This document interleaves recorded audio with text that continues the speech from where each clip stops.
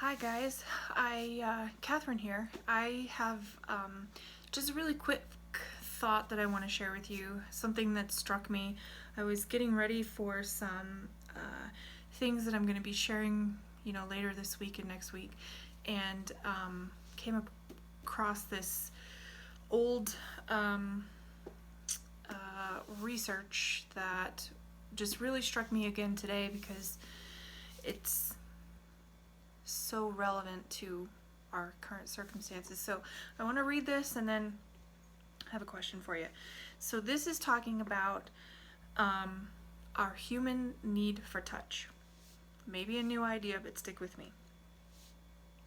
There is a biological need for touch, an actual skin hunger, which can only be met in contact with another human being. When touching is denied or severely restricted, infants die. Children abandoned at birth and transferred to foundling homes died by the thousands during the 19th century. They literally wasted away, despite the fact that they were fed, kept clean, and protected from danger.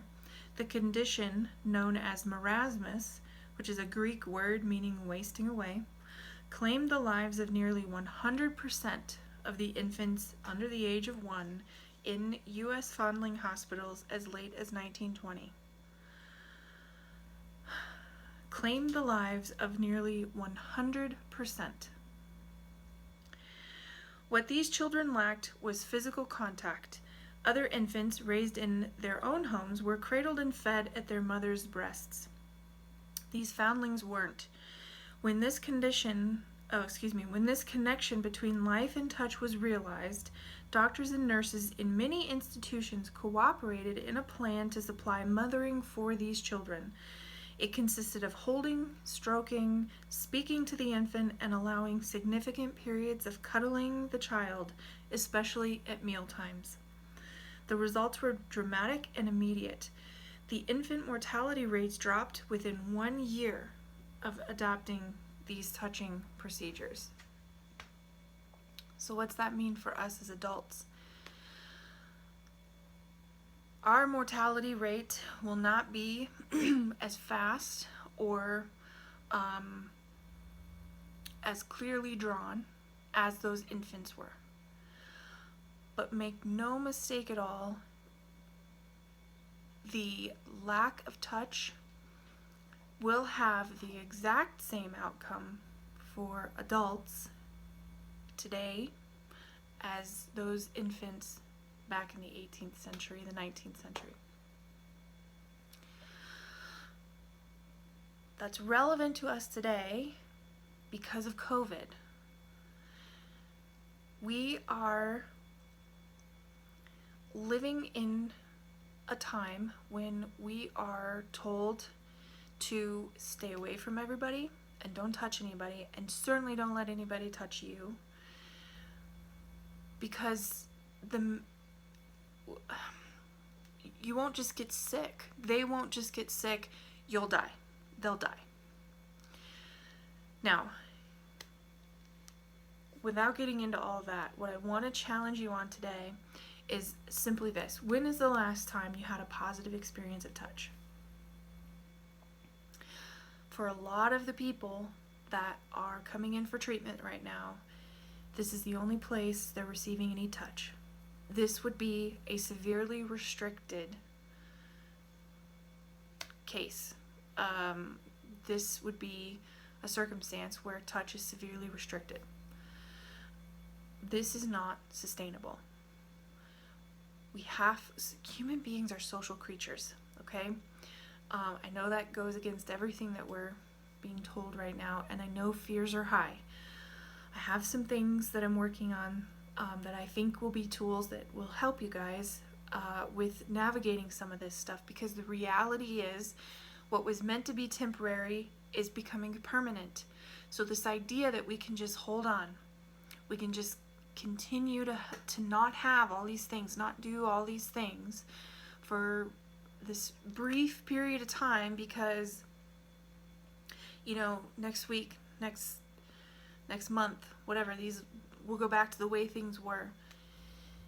I don't know when these restrictions will all be lifted. I don't know how long that's going to be, but I do know clinically what I'm seeing is that we can't put this stuff off anymore. We have to find ways to adapt now to the circumstances we're in now, and that includes each one of you.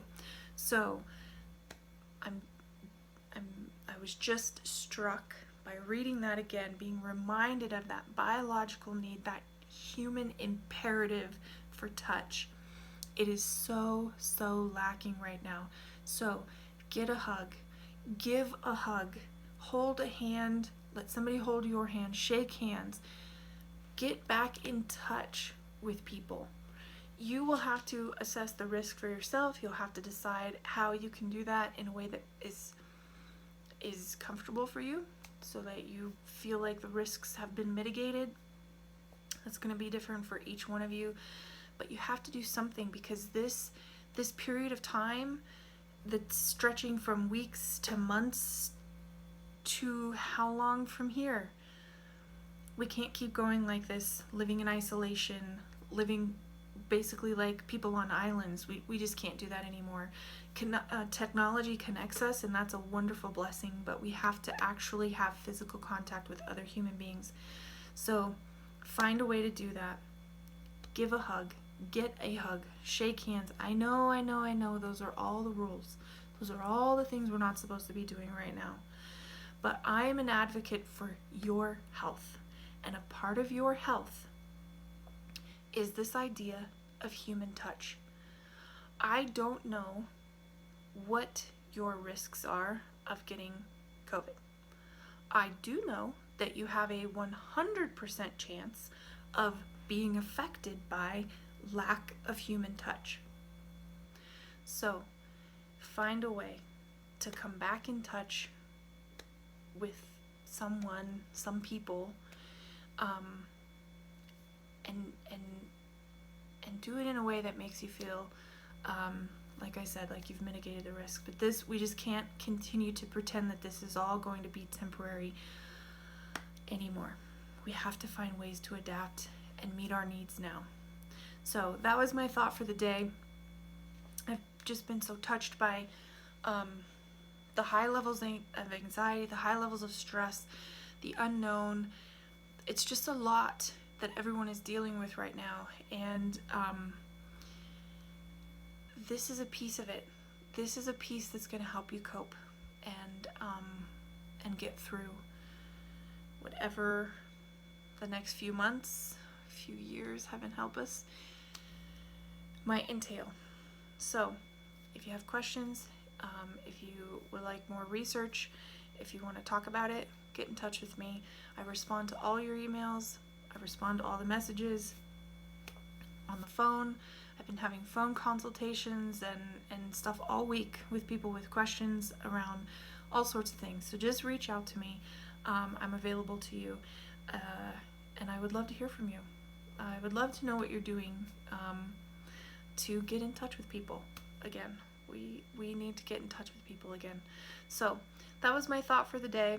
I hope you guys are well. I have some other things that I'm working on that I think will be helpful to you around this idea of stress and anxiety, because it is really high right now, and I know that. I have some things that I think will help you, especially as we look at the holidays coming.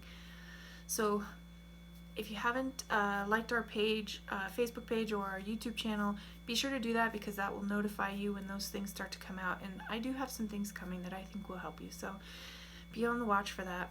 Okay, that's all for me. Good night. Thank you for watching. I'm looking forward to seeing you guys soon. Take care.